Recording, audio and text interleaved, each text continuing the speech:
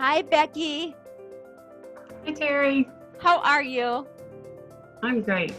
Well, here's the deal. I know you didn't want me to interview you, but I'm so grateful that you decided to. Why didn't you want me to interview you? Are you just nervous? Yes, very nervous. Well, don't be nervous because here's what I know. Your story is incredible. In fact, when I read your questions that, I always give you guys a little bit of, review so you kind of don't get too nervous about what I'm going to ask you. I actually teared up when I read your question about why you decided to join the program. I just started getting tears in my eyes because, to be very honest, your answer is exactly the type of woman that I want to help so bad. Because women that are just at their wits' end, like you were, and I just want to read. I mean, we'll just kick it off. I want to read what you wrote. You said, my blood sugars were extremely high and I couldn't get them down. I was addicted to sugar, no energy, exhausted all the time, didn't feel good, neuropathy in my feet. It seemed that no matter what I did, nothing worked. I asked my doctor for help. I was given 2 more medications for multiple tests and more doctors for liver and spleen issues and blah, blah, blah, blah, blah. It just goes on and on. And you said something like you were at your rock bottom and you were scared. Yeah, I was. I was scared I was going to die. That Girl. I wasn't going to get this under control, and that was going to be that. And because anything, whether I looked online, I asked the doctor, I went to a dietitian, none of it seemed to make sense or help. And I struggled so much with it. And the winter and the darkness didn't help me this past year. So that was just compounded everything. Yeah. And you have been a type 2 for how many years? Probably I'd say around 20 years. I get my blood sugar down. I might get off medicine. Usually it was probably metformin they would have me on. And I do okay for a while. And then, habits would creep back in, and my blood sugars were back up again. And Yeah, it you was said just your blood sugars were was, about 260 or so before you started. And you had tried other things. You said you tried diets, or not really. yeah. I had tried dietitians through the hospital. I had done Weight Watchers on and off. I had just keto. Yeah. I tried some intermittent fasting, but I didn't understand how to do it. Right. And it just, I just didn't know Frustrating. what to do. Frustrating. Yeah. And Frustrating. I knew I needed help, and I knew I needed somebody to help me with it, that I needed some accountability. Because I knew part of the reason why the programs didn't work was because I needed something to be accountable to.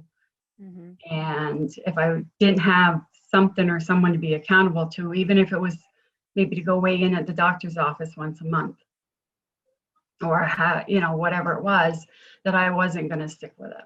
Well, and you tried to be accountable to your doctor. You said here you asked your doctor for help.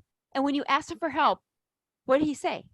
What did he do besides give you medications? Did So, they offer anything? so she gave me a couple medications. She referred me to some specialists, wanted me to have all these tests done, and I went and I did them all.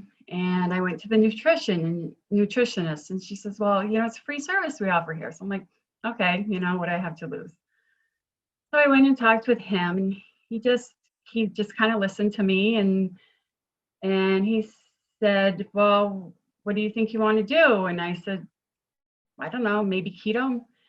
Yeah, that might work.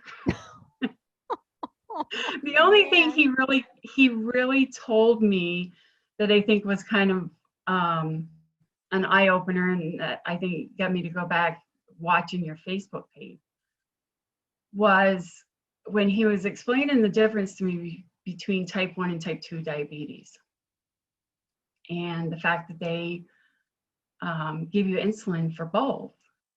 And I looked at him and I said, that just doesn't make sense to me. Right. Makes absolutely no sense. And Right. he said, yeah, you're right. It really doesn't. Right.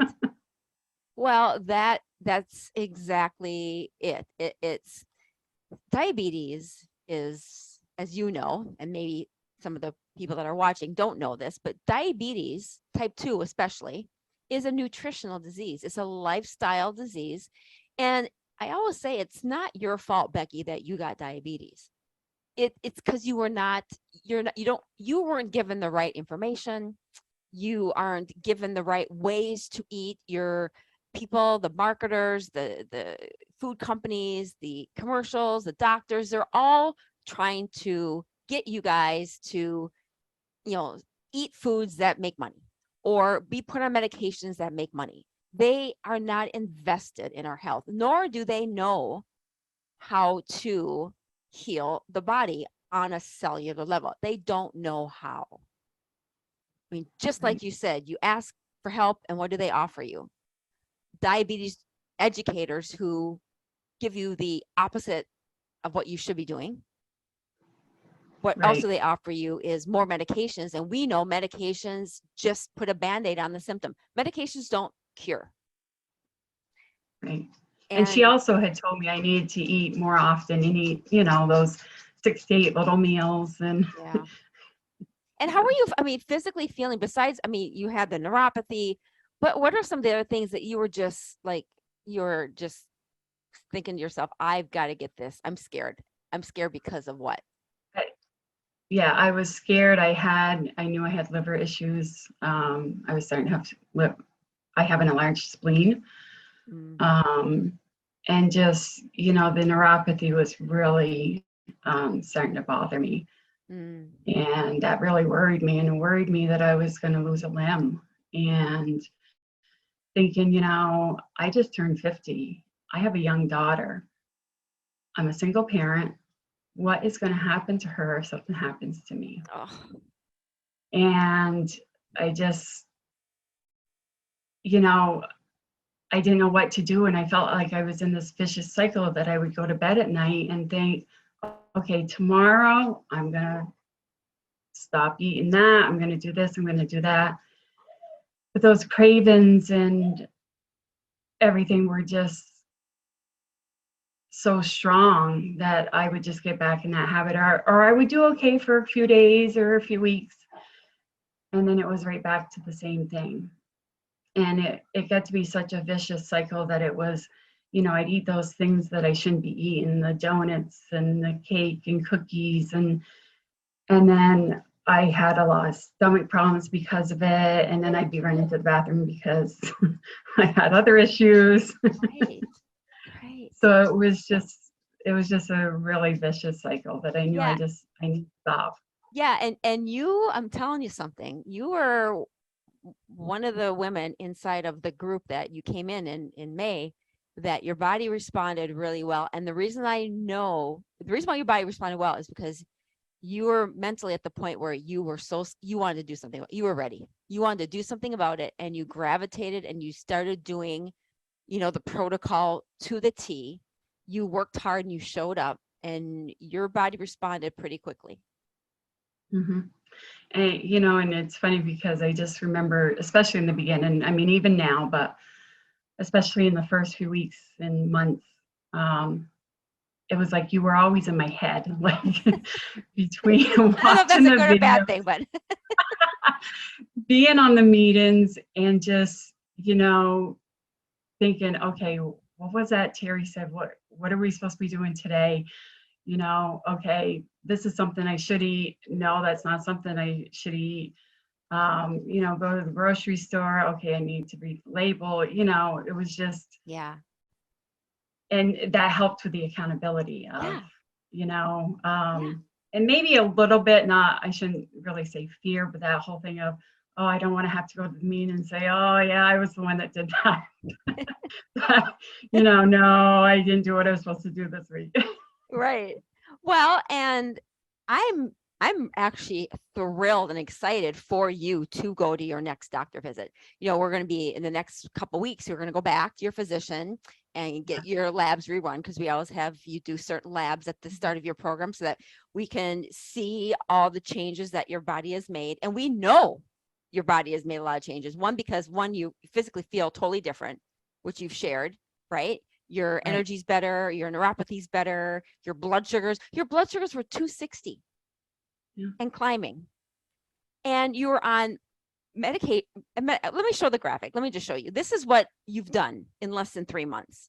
Let's just be real here. I mean, you've lost 30 pounds, 29 pounds, down 27.5 off 4 meds. Cravings are better, energy's better, neuropathy's better. You're off 4 medications. I mean, you're more confident, right? Yes. You're not as, I mean, this statement here, girl, is very daunting. You know, you're at your rock bottom, you were scared, didn't think you had many years left. That hit me when I read that. And now that's totally different in just under 3 months. Right. Tell me about that. That must just, for you, must just be such a relief, first of all. Yeah, it's, it's nice in so many ways. Just, I have more energy. I can spend more time with my daughter, do more things with her. I'm not focused on the things I was focused on before. I'm focused on different things and, having a more quality of life for myself and for my daughter. And just, being able to get out there and do more things. And it was summer here, which is short. So it was, a really nice time of year to be out doing things. And so, yeah, it's been great.